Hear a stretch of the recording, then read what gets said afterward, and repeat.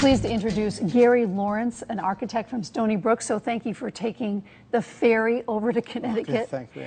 You're the author of Houses of the Hamptons, and you have an affinity for the Gilded Age. So that's what caught my eye when I was looking at a Facebook page, the Gilded Mansions.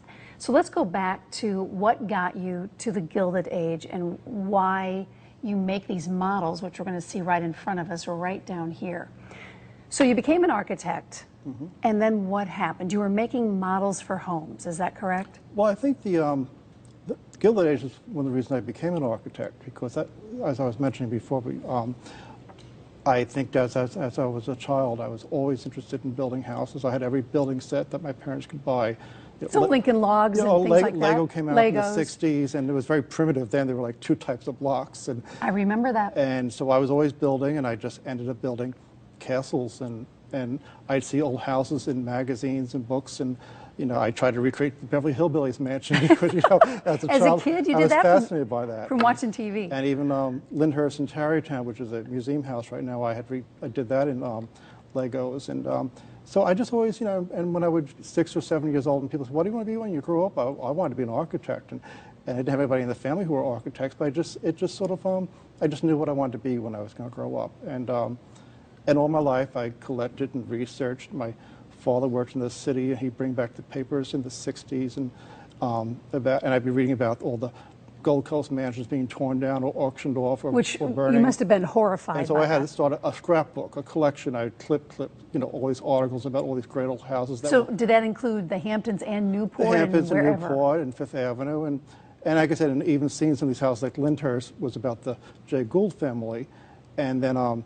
What I did is, maybe I was 12 or something, I got the biography on the Gould family, and in the back was a bibliography where I went through and almost took out every book in the library on the Vanderbilts, the Astors, all the society books. And thank God I read them at 15, because I don't know if I had the time now to read them all. But and it's amazing how I've retained the knowledge of what Mrs. Astor maybe had for breakfast 100 years ago. It's like so. And the Vanderbilts. Yes. So you become an architect, but you are building models of big homes. Well, what happens when you go to architecture school? You usually work as an intern for an architecture firm. And I did that when I was going to school for the Spectra Group. They're on Long Island. They were a very big firm. They're still around. They're still a big firm. And students tend to do models because they don't know what to give them. And I liked making models. And then when I graduated, I continued to work. I had my first job at the office, because you also need to work for an architect for 3 years to get your license. And I just loved doing models. And they often ask me, you don't want to be, put into a little niche of just making models. I said, no, I like making models. And to me, it was a creative, artistic thing that I did. So, I did draft. I didn't really like draft. I did all the other sort of drafting, dirty work that a young, intern does. But and actually in those days, I was doing very large corporation buildings that the firm did, and not so many house models. But when I went on my own in the early 90s, that's when the big house boom took, and everybody was building the so-called McMansions, and the Hamptons was just exploding with these big houses, and Nassau County had torn all those great mansions down, but then they were trying to build new sort of like replicas. So 10 and 12 and 15,000 square feet and up. Yes. This house that we're looking at in front of us is a model that you did, and tell me where this house is. This house is in Southampton, and it was originally built about the 1890s for the Barber family. And it's funny how, like I said, getting back to this, the models also, my interest in that led to sort of the book somewhat, really, because I loved the Hamptons. I had the research. I have a friend, an architect, Ann Searchin, who likes writing. And we got together, and I said, "You want to do it?" And she said, "Yeah, we'll do it." Why not, right? And because the book was offered to me from my publisher. When someone offers you a book, you really don't turn it down. No, you don't. So when I look at this, there's a lot of X-Acto knife work going on here, to the shrubberies, to the iconic car in front of it. How long does it take you to make one of these? I would say, well, also depends how fast you need it and how much you're willing to spend. But and we should say this one costs about... This is about $7,000 if I was to replicate it today, and probably 4 weeks if I really was working on it just by itself. And you have built models that cost the owner up to $20,000. $20,000. Yes. But they have landscaping, they have the formal gardens, they have pool houses, they have the water, they have the cliffs, you know, so they get very big. They can be almost 6 feet long. So you say when you're building a $20 or $30 million home, this is kind of a trophy for the owner because they have this displayed in their home. It is an artwork, and like I said, let's just say you were working with an architect, and you know, you might be very sophisticated in many other things, but you look at drawings and even computer models, it's still on the screen, and your architect might say to you, I think you could use a model. And then you know, they would call me or you'd call me, and you see this model that would be made of your new proposed home, and you say, oh, I really get it now. I didn't really know what I was going to be doing and what the house was going to look like. So you can pick this up and hold it in front of you and get close to it. It's 3D. Yes, and in many ways, we look at models, and most people look at them from above the air where you would never see a house unless you're flying. I mean, here you can actually put it up to your face and look It's at amazing, the windows. and even if I can turn this around You a can little turn, bit, yes. see if It's paper, and it's very light, actually. It is light, but there's another side to it too, which is the back of this house, which is just as ornate. This is actually why the model was commissioned. There's an architecture firm, Fleetwood and McMullen in East Hampton. They do a lot of wonderful, beautiful houses in the Hamptons. And this was, like I said, a historic house that was built in the Hamptons. And this was an 1890s. addition, right? And So the model was really done to add on this porch, plus also renovate the whole house, because it needed a lot of work, because it had been a show house and empty for quite a few years. And then they added that porch because in the old days, the kitchens were a place where the members of the family never went. And the lady, for heaven's sake, why would you ever want to go And the lady there? of the house, like you said, we were from a Downton Abbey, and if, you know, the Countess would have to go in the kitchen, it would just never happen. No, of course not. Just like you and I would never go into the kitchen of the Plaza Hotel if we had a problem. How many of these have you made, Gary? Oh, people have asked me, and I had a big exhibit in Southampton 2 years ago, and it's got to be close to 1,000, I'm sure. 1,000 of these? Yes. I mean, they're not all as detailed as this. I mean, sometimes they're very simple massings where, you know, the walls are walls, and you take the windows from a drawing like a stamp, and you cut it out and paste it on. So that would be, let's say, a starter model, if you want to call it. This would be more my high-end model. Did you ever think that all these many years down the road from being an architect, that this would really be your bread and butter? This is what you're doing on top of writing books. Well, it's funny. It's when I was working in an architecture office, and I pretty much work exclusively with architects, and they'd all, you know, say to me, "How do you do it? It takes so much patience." And I'd say to myself, how do you sit at a drafting table and on a drawing? Because to me, I like the freedom of a model. To me, it's like I feel like I'm creating artwork. You know, if you're, you know, a drafts person or an architect working in an office, you're working in a house for a year or two. And people say, I have such patience. I said, I really don't have much patience at all. I need a new job every 3 or 4 weeks because I want to go on to something else. So you get bored. I do get bored. So to me, and they're like artworks when they're done. Oh, absolutely. And I get satisfaction, and all the clients love them. And so you feel you've created something. I mean, a house, ultimately, when it's done, yes, it's a great deal of satisfaction. But by the time you get there, it's like 2 or 3 years later, and it's just like, you know. Your love for the Gilded Age. So I picked out two favorite places, and one of them is called the Four Fountains, which is an Art Deco splendor to me. I mean, this is amazing. You write about this house, and what was it known for? Well, it was originally built as a studio building, and when people ask me about, you know, favorite houses in the book, you know, I would first think, well, of course, I like the biggest, most elaborate houses when I started, but seeing this house, it's still privately owned, and being there, taking pictures, being there for a day or two, it's really all you need. I mean, it's. Well, this is a movie set. I pointed out to you this picture right here. This is amazing. There's a stage in the house. The money that was out in the Hamptons and still out in the Hamptons is amazing. And there's another house that I picked out, and it's called The Shallows. Tell me about this house. Well, this is more of a true sort of like modernist house. It's at the end of the book, because we start with shingle style houses, Victorian houses, and the book kind of goes up to about approximately the 1930s, and it's almost the end of the so-called Gilded Age era, especially in the Hamptons. And this was built on the foundation of an older shingle style house that had burned, and of course usually people want to build on the foundation because they don't want, the Hamptons is all about being in by Memorial Day. And that was, oh, for heaven's sakes, can you imagine not being there by Memorial Day? And being in the Hamptons even today, when you're out there, let's say even now, it's amazing to see the trucks lined up. You can walk into a house right now and go back on Memorial Day, and it's like it's always been there. You know, millions of trucks coming with flowers, the lawns are rolled out with all the sod, you know, all the furniture's put in. I mean, it's like a Hollywood set, all these houses being put together. And even now with a recent recession, well, the Hamptons is back full steam. So.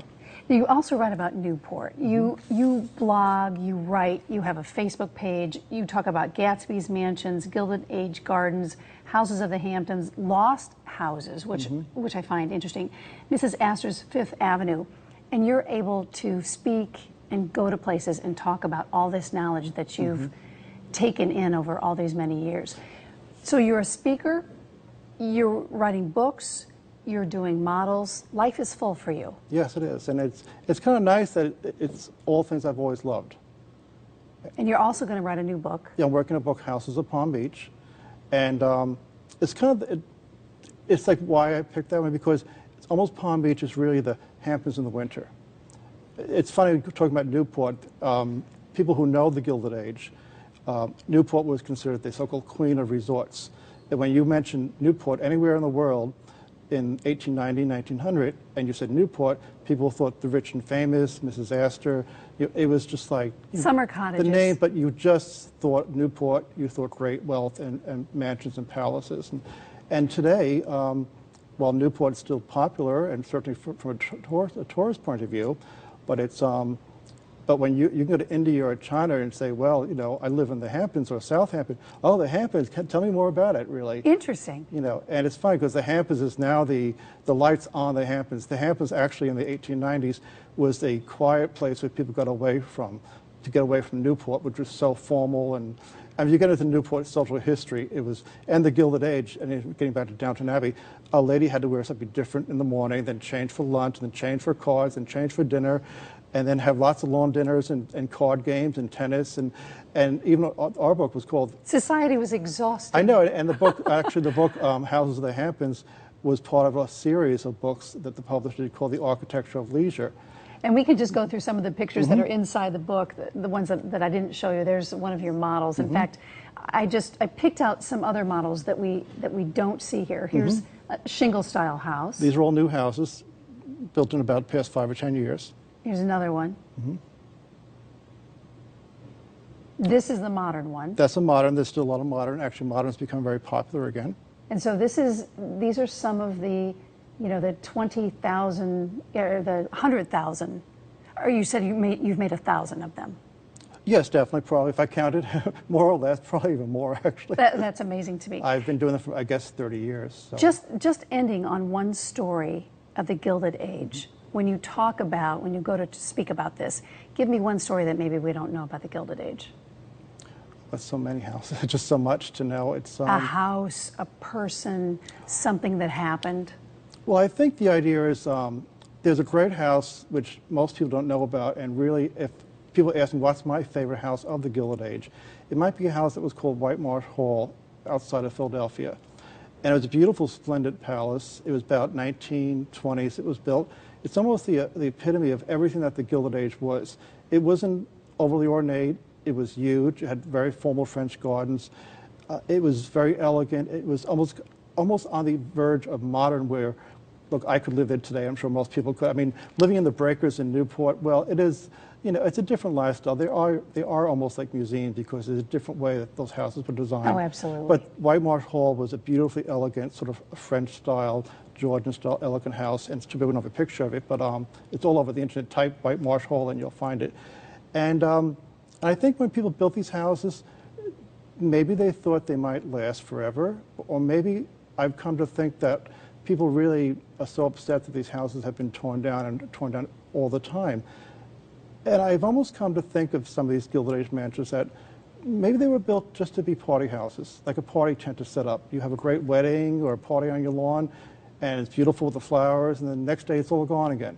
And I think people built these houses sometimes, I mean, some were endowed, like the Frick collection in New York. So much money was spent on these houses. I think they didn't think, and actually the funny thing is, many of these great houses were built by men who probably were in their 60s at that time, which actually that time would be quite old. And some of them lived quite a long, but some didn't last very long. So this was their last hurrah. They built it as almost an homage to what they did in their lives. So the White Marsh Hall was built for the Stotesbury family, Edward Stotesbury and Ava Stotesbury, and they lived it up. And it was all about getting into society. Mrs. Stotesbury really wasn't accepted by Philadelphia society. We can digress into society and being in New York with Mrs. Astor. But the idea, if you want to be in society and be recognized, you build a beautiful house that's phenomenally expensive. I mean, there's an interesting story about the Woolworths in Southampton, but we may not get into that. But it's just that they made a big impact. And it was almost to the point where society almost has to accept them. And of course, then they went to Palm Beach and built another great mansion there. Then they had another great mansion in Bar Harbor. And they just had all these houses, and they just lived it up. The Depression came, some of the money went, it came back, but then Mr. Stotesbury died in the 30s. And then Mrs. Stotesbury really couldn't afford all these enormous houses. And she eventually had to sell for just a Palm Beach house. And her friend loaned her a house in Washington that she could live, one of the Dodge, heiresses, And but unfortunately, White Marsh Hall became a hideous ruin in the 80s and was demolished. Which happens over and over again. The Palm Beach house was destroyed in the 50s, and the Bar Harbor house was taken down probably in the 50s also, and now it's a ferry, ramp. And so there's a great family that most people may have heard of, the Astors or the Vanderbilts, but whoever heard of the Stotesburys, and the legacy they left behind has really vanished. So there you have people who are very, very powerful and very rich and, are well known for their era, but their memory is really totally gone. So. Interesting story. Gary Lawrance, thank you so much for coming over on the ferry from Long Island to talk to us. Okay, enjoyed being here. Appreciate it. Thank you.